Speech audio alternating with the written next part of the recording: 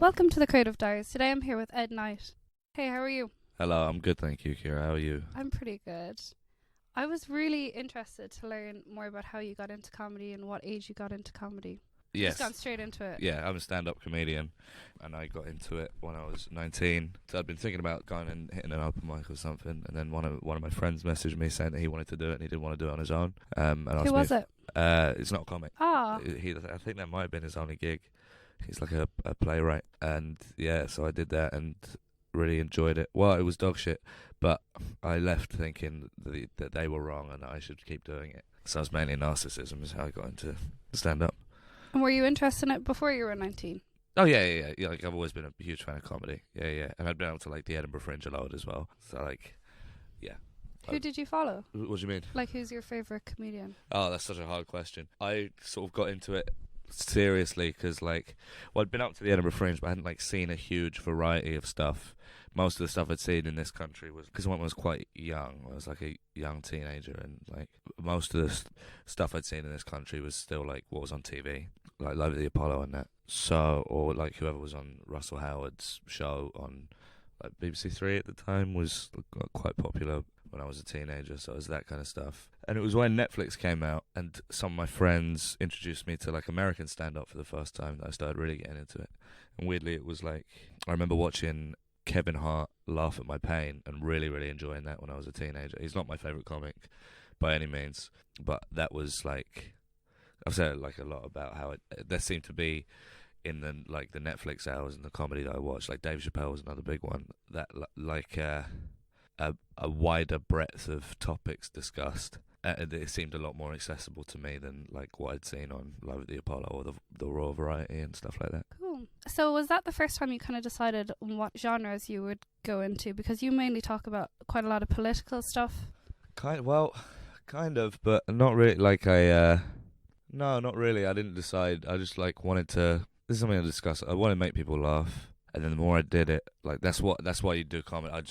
You want to make people laugh, and for me, I like being on stage. It gives me a certain feeling that I can't really describe. I like being on stage, doing stand up more than anything else. It's like all I ever want to be doing at any one time is being on stage, making jokes. And I do talk about like political stuff, I guess, but it's weird. Everyone talks about political stuff, and it doesn't really get picked. Or like everyone has angles and spins in the stuff they talk about, but unless it's like comedy makes it so easy to imbibe and ingest things without kind of realizing.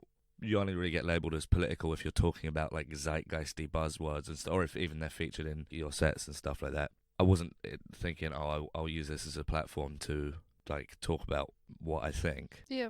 That's never. It's always the other way around. It's like if I can make funny jokes out of it, I'll talk about it. I think, well, that's how I like to think anyway. Because if you want to use like a platform to talk about stuff, then stand-up comedy is like at the bottom of your list. It's not like sexy or like transgressive or anything like that. And so I think that you can talk about like stuff like that, but if you're doing it in a stand-up comedy perspective, I'm not saying that a laugh always supersedes a point, because that's stupid, but as soon as it becomes like that in stand-up comedy terms, it should. Do you know what I mean? Yeah, I guess so. Yeah, there are a lot more effective platforms to use to get your message out. But when it comes to like solo shows, Edinburgh shows, if I'm doing Soho or Edinburgh or in Melbourne or whatever, then my hour is like my little corner of the scene where I can just do whatever I want and nobody cares, because there's something out there for everyone, and I can just kind of talk about the things that are a little bit more, I find a little bit more interesting and are kind of harder to talk about, like when I'm just trying to make people laugh on a Saturday night or whatever. Yeah, okay. I didn't know. That's interesting, because I always thought it was planned because of originality. So many comedians find it hard to do something original, and that's why so many shows I think are about their life. You know, a lot of comedians talk about their previous experiences, whereas you focused on more political views, or lately cucumber content. Yeah, that's good. Fun new bit. That's one of my new hits. I liked my that. new single. Thank you. It's very like it's just a lot. Everyone's a lot like, or the people that kind of come into stand-up comedy are like, you kind of, I don't feel like it's, especially like hour-long shows, you kind of have to know about it and to like know they're going on to come see. There's quite like a barrier to entry for a lot of comedy on the circuit, I think. But also it's everyone's the kind of, because of like social media and stuff, in a good way, everyone's got much more of a like a shared kind of political, again with a small p, dialect. Everyone's kind of, you don't have to, if you want to talk about zeitgeisty stuff, then you don't have to lay the groundwork like you used to. It doesn't have to be at a political gig where it is people who have gone there to hear political comedy, because everyone kind of shares the same. I just think knowledge about that kind of thing is more ubiquitous and more talked about. So just more people are, and it's not like unique to me. It's just easier to talk about, and it's also easier to have takes about, which is what comedy is all about. Like being contrarian and finding takes and twisting things around to make them dumb and funny. And it's, I think, just a little bit easier to do that with more political stuff nowadays. I was wondering, do you get much of a response from talking about how your family's from Ireland and your different experiences with Ireland? Kind of. I mean, when I started, my first set was all about my Irish family. My first ever 5 that I did, or what turned into like my first 5-minute set, was because I wrote it when my nan had died, was in hospital, and like I did my first gig was between her death and her funeral. It was very strange.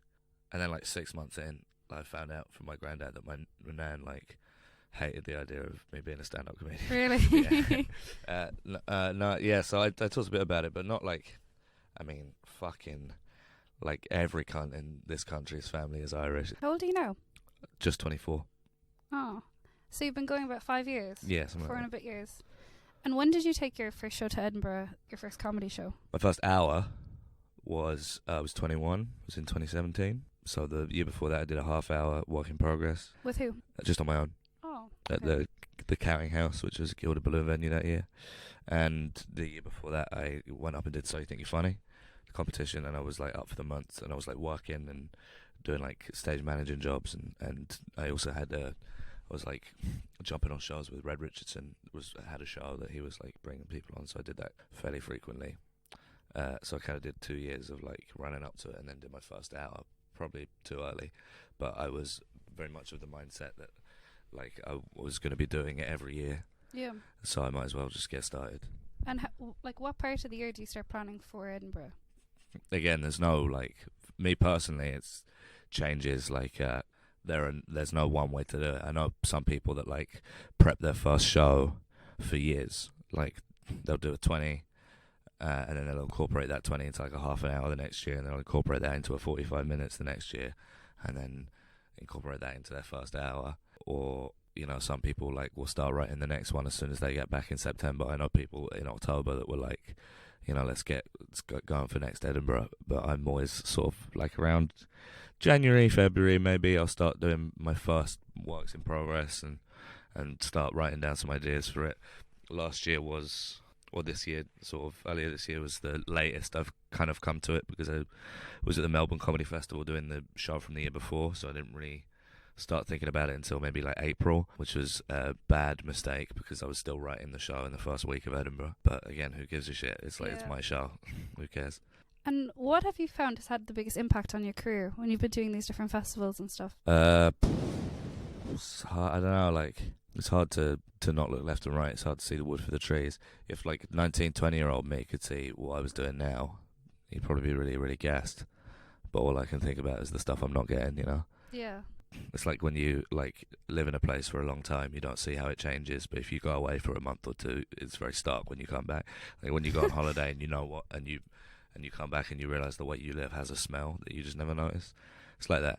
Like I can't, because I'm existing in my life. I can't see the ways in which it's progressing and changing as much as I probably should. But I guess, I don't know, probably for me personally, probably like doing Edinburgh has been the best thing for like becoming a better comedian, because I approached it from like, because it is like a job fair. But the first year I went up, nobody really like, I wasn't like one of the I don't think I was like one of the hot guys, so I was very much like just using it as a way to experiment and try and, air quotes, like find my voice and just fuck around. Yeah, and it's the best way to, for me, it's the best way to do it, because you're doing 30 hours in a row and you're doing other gigs on top of it, and it's a really good way of like getting match fit. And then it was like the end of that year was a nice pat on the back to kind of every year in Edinburgh I just consider it me trying to like distill what I'm like trying to become even like more. And every year what I are you feel trying like to become? I don't know, but I just think it's getting better every year, and it's becoming more sort of consistent and like and concise in a way. Like I'm kind of I feel like I'm finding it a bit more, and I'm finding it a bit easier to write, and like second guessing myself a little bit less when I am writing or being on stage. So for being a good comedian, for me, Edinburgh is where I like get the most out of it, but it's a big trade off because it's like so fucking expensive, and I lose all the money I've made every September is like a hard reset for my life because I spend all the money I've made on Edinburgh, and so it's unfortunate, but that's probably what's been most useful to me. Yeah. And like the circuit as well is obviously really good for just getting really good. Do you feel like last August you were one of the hot guys? August 2019? Yeah. Not really. Still not. No, I mean, like, it's not like... No, it was my third one. I don't think anyone really cares about your third one. But, like, it's nice to have people, audience members, coming back, like, recurring. That's a really nice... That's a really nice feeling. And, yeah, I don't feel like one of the popular, like, up-and-comers, but I felt like I was, like... had at least proved that I wasn't going anywhere for a while. Yeah, which is good enough for me. Okay. You have high hopes, then. Yeah, I've kind of planted my stick in the dirt, you know. When you were talking a little bit about how what you're seeing is what you don't get, so you don't really reflect on the past and see how far you've come. It's more, are you someone that kind of looks to the future a lot? I don't do either of those. Okay. I'm kind of a day-by-day guy. I don't really make huge amounts of plans for like the furthest ahead into the future I'll ever think is next Edinburgh, but it's not like I'm not thinking about what I will do until then. I just know that it is coming. I do think about how far I've come. Like, I'm very lucky that this is my job. That's crazy. I don't have to do jobs I hate anymore. But yeah, I'm not. It's like with Edinburgh, a lot of the successes in this job are very like the tangible successes are very few and far between. Whereas the downsides, the L's that you have to hold, are very immediate and appreciable. Like when you're in Edinburgh, like if you get a good review, it's a nice feeling to have someone say something nice about your show, but there's not like a ticker on the website that shows you how many ticket sales that review will translate to, and thus how much money you will accrue back for it. Whereas if you get a bad review, it makes you feel dog shit, or if you have bad sales, it makes you feel bad, and you're spending so much money all the time. And like the good thing you're hoping to get out of it is maybe an assistant producer will come and see my show and put in a good word for me in 6 months' time, but there's no way of me knowing that. So yeah, I try and like take note of the good stuff that happens. I've got like a list. It's pretty corny, but I've got like a list of good stuff to reflect on, because I'm the kind of guy that will forget about the good stuff and think about the dog shit stuff. Yeah. What were you doing before you got into comedy? Like, Nothing. I literally just left school. You just left school? Yeah. And during school, what were you kind of being geared towards? Were Nothing. you ever going to go to university? Nothing. I wasn't going to go to university, or I wasn't going to uni. And I have a couple of friends that kind of like took a year off and went to drama school. And I was thinking about that, but it's very too expensive, I think. Very expensive. So expensive. Yeah, and so I kind of... But also I don't think I would have liked that at all. I didn't really know what I was going to do. But I'm just very lucky that I started doing stand-up a few months after I left school. So you found your thing fairly early on, at least. Mm-hmm. How long did it take you to get an agent? Not long.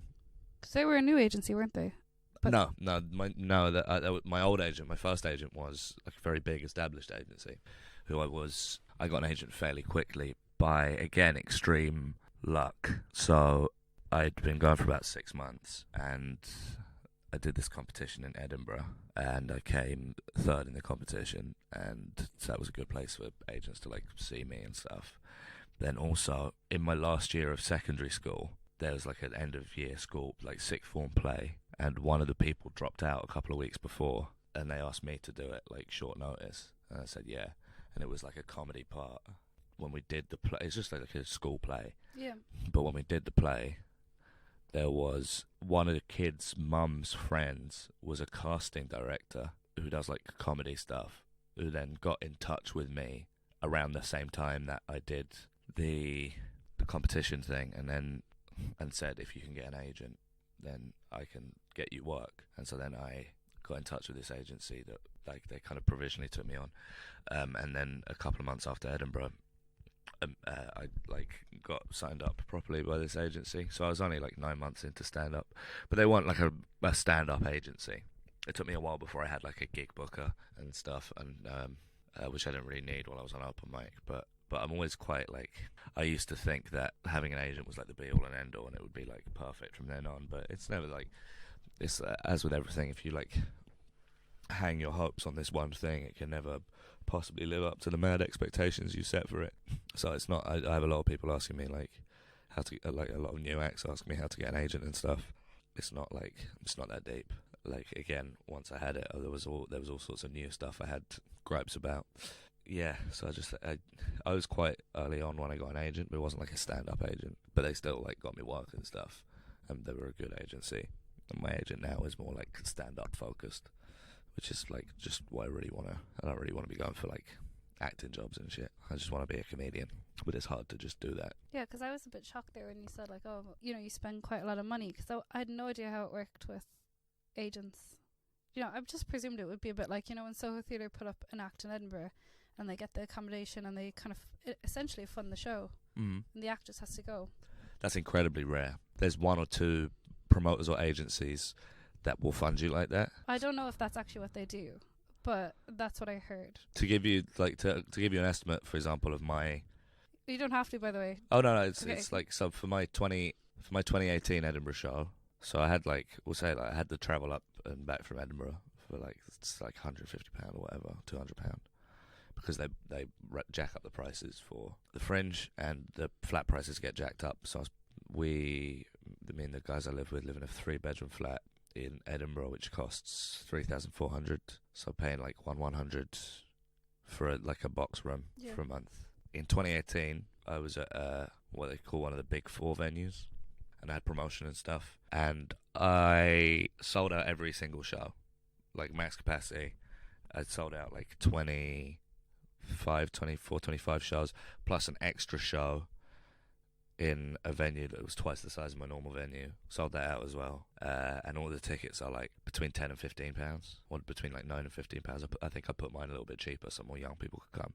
Anyway, I sold out every show, sold out extra show, and I still ended up losing £2,500, and that's not including the travel and the accommodation, so it's more like £4,000. And if you count like the living costs, everything's a little bit more expensive. I probably spent about £2,000 in that month just like being alive. I know there are like extra costs for me, like alcohol and coffee and cigarettes and stuff, but it's like probably a spend of £5,000 or £6,000 for the month, and I was lucky. And like if I had not sold that many tickets, I'd be looking at about £8,000 or £9,000. Yeah. So that's like I'm sort of, I paid off all the rent and stuff. I'm like £2,500 in debt, and then it'll be my most recent show on top of that when I get the settlement. So it's lots of like money. Yeah, I'm getting How myself. do you do it then? Huh? How do you do it? Do you fund it through your gigs throughout the year? Yeah. So I pay it back to my promoter. My promoter fronts it, and I pay them back. Oh, that's interesting. That's how it works normally with promotion. So I'm in debt at the minute, which is pretty cool. Fun. That's how much I love comedy. Can't imagine. Well, no, that was a weird thing to say. I can't imagine. It's hard. Like an anxious-ridden person, I don't know how people cope.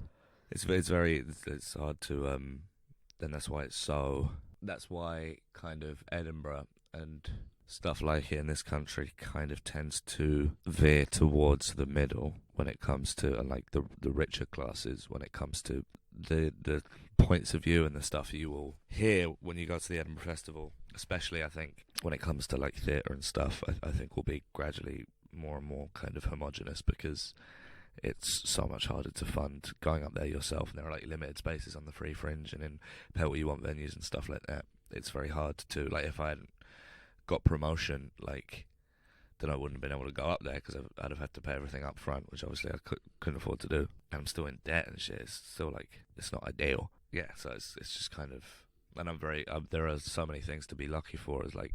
I'm lucky that I grew up in London, so like I could live with my family while I was starting doing comedy. I didn't have to pay, like, I was like 18, 19. I didn't have to pay London rent when I was doing open mics. I can't imagine what it would be like trying to start doing comedy in London when you're not from London, to have to move in and that. But yes, I'm thankful that I didn't give my family a bit of money in that, but not like London rent. Yeah. Is your family creative? Yes, yeah. Both your parents? Both my parents are like, yeah, both my parents are freelance. They didn't really, like, my dad didn't go to uni either. He went like for a week or something and then left in like the 70s. And my mum went to like an arts polytechnic in the 70s, 80s. So my parents are both, yeah, freelance creatives, which kind of meant like it was very kind of, they say that, they say that like you can only aspire to be what you see. You know, I mean, like I was very like, both my parents are, like I say, freelance and working creative, and that was all I really knew about. Like I had no idea how to more traditional. I had no idea about that, and I was lucky that I had like parents that were calm about it as well. They understood. Yeah. So But it's obviously a lot different now than it was back then, yeah. when you had like grants and stuff like that. But yeah, they kind of, yeah. So I'm going to give you like a mini spiel about the podcast. The idea when I was setting it up was I read this book. It was Sick in the Head by Judd Apatow, and he asked very basic questions just to see how people got into what they want to do. So I kind of wanted to ask what advice you'd give to people that want to get into stand-up comedy, and what advice you'd give to your teenage self if you could go back and give yourself some advice. If I could go back and give my teenage self some advice, I don't know. I don't really know. When I was a teenager, I was like, I don't know what I was like a very misanthropic teenager. I didn't really do shit, or like what I did was like play video games and listen to music, and that was it, really. Have you changed? Were you like you are now? Kind of, but just like... Did you have more hope? No. Okay. Less, actually, probably. Less, okay. Yeah, maybe like I'm a bit taller and hopefully less of a cunt, hopefully. But I was like a bit of like a lonely idiot teenager. I didn't really do much. I spent a lot of my time like on the internet and stuff. It was them ones. One of those Zoomer kids. Advice for my teenage self. I don't know, like just don't be so worried about, like, play it by ear. Do kind of what you was very worried about, like perceived external pressure for a lot and fulfillment of these abstract expectations that probably didn't really exist. And now, well, like the world is so massive, and there's so many people like doing different things, and everyone's paying attention to everyone and everything, like all the time. Nobody's looking at you. Nobody fucking cares what you're doing. Yeah. Just like try and do whatever you want and like make money, be a millionaire, and just like fuck about and have fun, because the world's going to explode. And it's the same advice for people getting into stand-up comedy. There's no like, you have to like understand. I have people message me and that on Instagram or Twitter asking for advice on like getting into comedy. Had someone come up to me at a show and ask me, someone was like, oh, my mate hates their job and likes the idea of doing stand-up as a job, so can they ask your advice? And I was like, my guy, that is like, for some people that's 10 years off starting doing comedy. You all have to, if you want to do stand-up comedy as a job first, you have to love just doing it so much that you will do any other fucking job as long as it facilitates you doing stand-up comedy. Like I used to have jobs that I've done a lot of stuff, and again I'm lucky that I kind of found what I wanted to do early, and I had help early, like from my promoters and stuff, that helped me make it my job. By the time I was like 21 or whatever, 22, you know, I'm really standing on the shoulders of giants, and a lot of stuff has gone my way. But yeah, you have to be really hungry. You have to just want to do it. You have to be up for like getting megabuses up to the other side of the country to do gigs for no money, with this hope of like eventual progression, but you don't even know. Like, and that's if you do really, really well. You have to like go and wait and line up outside open mics and email shitloads of promoters just to get a few minutes of stage. You have to really, really want to just do the thing. If you want to be a stand-up, yeah, like just go to an open mic, and if you like it, just keep doing it. Just do the next one and the next one.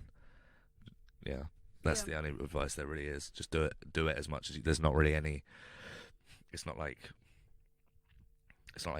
you can write at home and stuff or think of ideas. It's not like music or acting that you can kind of practice and like go and see like a voice coach or whatever. The only way you can practice is in front of an audience. So just do it as much as possible. Like there's not really a shortcut. That's why Edinburgh makes you good and you are so fucking fit at the end of it, because you are doing it in such concentration. No, that sounded a bit like Oprah. Didn't she say something? Just comparing you to Oprah. Yeah, I get that a lot. Yeah, she said something like that. Like, if you want to do something you love, be prepared to do it for free. That's not a direct quote.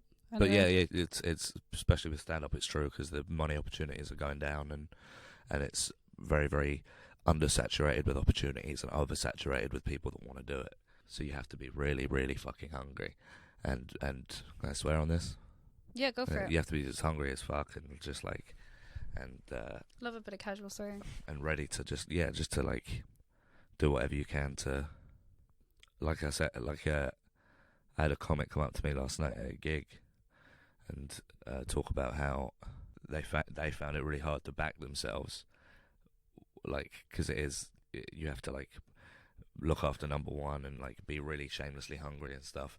They found it really hard to back themselves when asking promoters for money, because they knew they would just do it for free.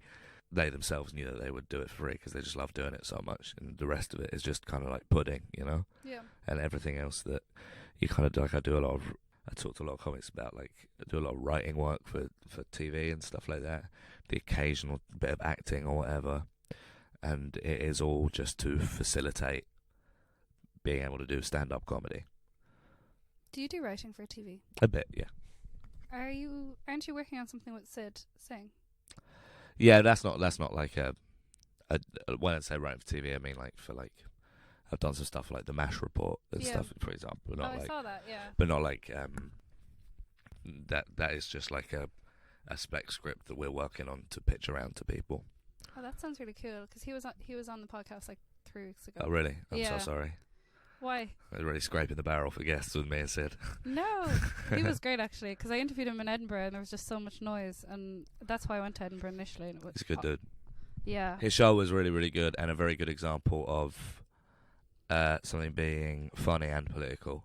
His show made me cry, because it's a mad story. Yeah. But that's a really good example of like a cross between of like it being a story of his, like a personal thing of his life, but also everybody has like the political lexicon to just immediately be on board with what he's talking about without any groundwork having to be laid. It's a very, very good show. I love intelligent comedy. So on a lighter note, if you were on Graham Norton's red chair, what story would you tell? Which one's that? Is that like just the sofa? If I was That's the sofa that like they have the lever and they pull people off. Oh yeah, so you've got they like so if I tell a shit story, I fall down the thing. Yeah, I don't know what I'll do if you tell a shit story. So does the story have to like be about anything, or is it? It can be about anything. So I have to just tell a good story, or I'm getting gunged. Or like a bombing experience, or whatever comes to your mind. Oh, fun bombing is this one I'd like talk about, like my first proper paid middle spot when I was. This isn't a funny story; it's just like a sad story. My first proper paid middle spot. So it's like an open spot, but like you get given like 20 quid or whatever. Yeah. I was really gassed about. It was like, I think it was like the first ever time I'd have to invoice for money from a comedy show, so I was really excited about it. I was like just 20 years old, and it was in like Lincolnshire, in this like tiny village, and it was like in like December. It was right near Christmas, and it was in like this art centre, town hall kind of vibe. There was lots of Christmas parties and shit, and like all the other comics, like the proper comics on the bill, were all comics that I like really liked and looked up to and stuff. And so I was really shook about like doing badly in front of them, and like wanted to like do well and stuff. So I go on stage now, and I just tank it so hard, like one of the like the most comprehensive bombings of my burgeoning career. It was horrific, but also my watch ran out of battery while I was on stage. So I thought time was just passing slowly because I was having a bad time. Yeah. I thought I was just doing badly. And I'd run through all my material to absolutely no fanfare. Like, no, not even like people being rowdy and chatting through it and not paying attention. Everyone was paying full attention and hating it. Having like fully digested it, they like made it was, they hated it. It was bad. And so I got through all my material. Started to do crowd work, which went even worse, because I gave him the opportunity to kind of jab back at me. Came off stage because I didn't get a light, and I was like, went up to the MC, and I was like, "Oh, sorry, I underran," and they were like, "No, you didn't. You did like 22 minutes or whatever." How long were you supposed to do? 10. Oh my Supposed to god. do 10, but like my watch stopped and I Shit. thought it was just going agonizingly slowly because I was panicking, and That's brutal. there was only enough room in the car back for 4 out of 5 of us. So I elected to not be that guy in the car share because I fuck that. And so like I had to get all these like winding country trains back from Stamford and Lincoln, and I only had enough money for a sausage roll and an espresso from like Leicester Station. And Why didn't they flash you off? I don't know. I'm not. Maybe I didn't ask for one. Yeah. Because like normally I set the timer and shit on my watch, but the Yeah. watch like stopped. Wow. Bad news. No, that's really brutal. Yeah. I'm sorry. No, it's just very kind of like it was like everything that could have gone wrong went wrong. Yeah. And it took me like hours and hours to get home, and like all the buses were diverted once I got back to London. Yeah, it was for a while. It was like every time I did a gig with one of the comics that had been, it was like collecting Infinity Stones, because every time I was on with one of the comics that had been on at that gig, Yeah.